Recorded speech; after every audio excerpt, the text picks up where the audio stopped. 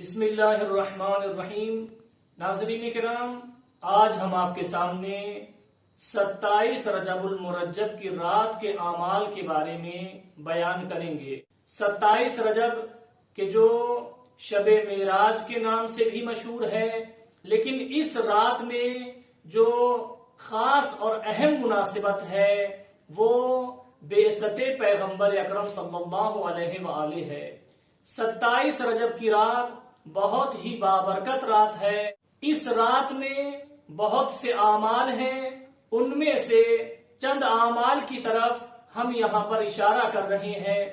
اس رات میں غسل ہے، زیارت حضرت علی علیہ السلام ہے، اور اس رات میں 12 رکعت نماز 2 رکعت کر کے اعمال شب بعثت کی نیت سے پڑھنا ہے۔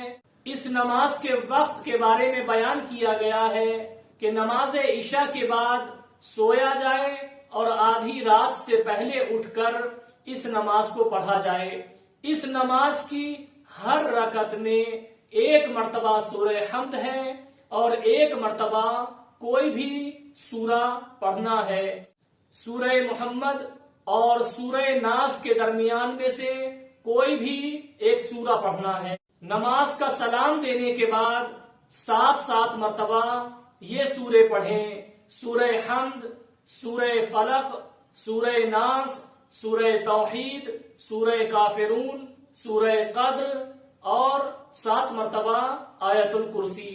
اس کے بعد یہ دعا پڑھی جائے: اللہم صل علی محمد وآل محمد۔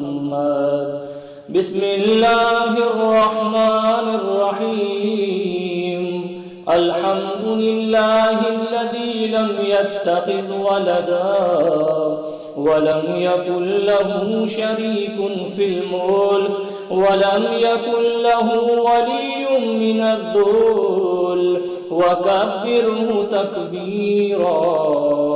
اللهم إني أسألك بمعاقد عزك على أركان عرشك ومنتهى الرحمة من كتابك وباسمك الأعظم الأعظم الأعظم وذكرك الأعلى الأعلى الأعلى وبكلماتك